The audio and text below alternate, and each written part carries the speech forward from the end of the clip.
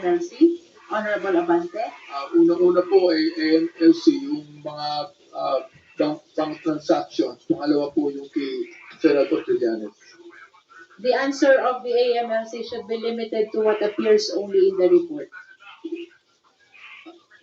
Madam Chair, may I confirm whose transactions are we referring to? Because as part of the subpoena, we are only limited to disclose transactions of Vice President and her spouse. So for any other transactions, we are not. Well, we don't have it with us, and we cannot even disclose it because it's not part of the subpoena, Madam Chair. We defer to AMLC on that. The inquiries with the AMLC should be limited to the Madam subject Chair. matter of the subpoena. I am not fully convinced with the answer of the AMLAC on this. Yes, Honorable I would Abante, like but to be very much convinced on this, Madam Chair, because it's a serious talk. This is an impeachment complaint, Madam Chair, and we're not trying to make the Vice President guilty, but we are establishing probable cause in all of these proceedings, Madam Chair. can you make Gusto ko your lang question sabihin, for just- AMLC specific? Yes, gusto ko lang sabihin na hindi ako masyadong kumbinsido sa pinapanggit ng AMLAC na yun. Yun lang po ang gusto sabihin. Okay. Pangalawa, yung pong tanong ko kanina kay Senator Trillanes. Opo. So, ito pong nung file namin itong si Sammy Uy, talagang siya ang tagabigay during the time ni Duterte. We have informants na nagsasabi na si Sammy Uy ang tagabigay talaga doon sa mga anak. Yung mga kinikita nila Michael Yang, so merong sosyo, may dividendo po. Yung bukod sa mga na-record sa banking system, meron din pong cash. So mabigat po yung naging partnership nila. So, Madam Chair, habang pinapakinggan ko po ang naging presentation at testimony ni former Senator Trillanes, I think it is important to put on record na ang narinig natin ngayon ay hindi lamang haka-haka o mere accusation na walang basihan.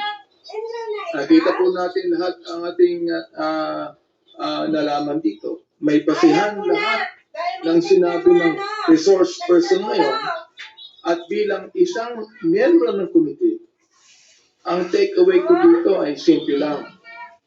These are matters that deserve verification. Ang mga inilalahad ngayon ay nangangailangan ng mataimtim na pagsusuri. Hindi naman po natin sinasabi dito na ito na ang final conclusion. Hindi pa po. Subalit, may sapat na basihan para sabihin na kailangan pa itong suriin ng mas maigi. May I continue on with my manifestation, Madam Chair? You may continue, Honorable Abante. Gusto ko lang pong sabihin sa aking manifestation, bakit po kinakailangan sumipot ni Vice President Sara dito? Alam niyo, Madam Chair at my dear colleague, ang hirap sa atin, kapag ordinaryong tao ang may kaso, arrested agad. Pero kapag bilyon na ang pinag-uusapan, biglang confidential o kaya busy sa trabaho.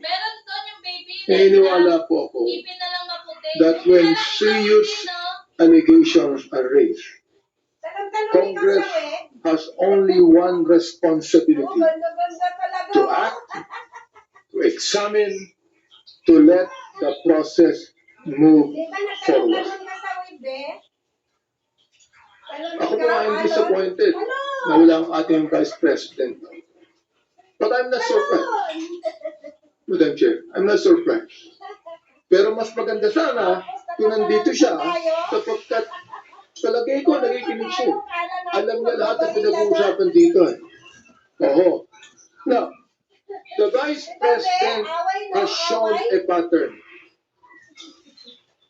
Matapang sa salita, pero umiiwas sa tanong. She is tough when speaking to media, when issuing statements, pero kapag haharap sa proseso, biglang nawawala. Madam Chair, this is not only about attendance. This is a preview of leadership. Tatanungin ko, sabihin ko ulit, a preview of leadership. Binanggit niya na gusto niya maging Pangulo ng Pilipinas. So, ibig sabihin, pag siya Pangulo ng Pilipinas, hayaan niya na pumunta lang sa media ang isang leader ng bansa upang sabihin ng mga bagay nito kaysa siya ay umarap sa committee na siya nag-iimbestiga. A leader, Madam Chair, who avoids questions sends a dangerous message. That power is about accountability. Hindi pwedeng piliin lang kung kailang kasasagot. Public office demands transparency because, as the Constitution says, public office is a public trust, especially when the questions are quite serious. Now, we have seen this before. Toughness directed at those who cannot fight back.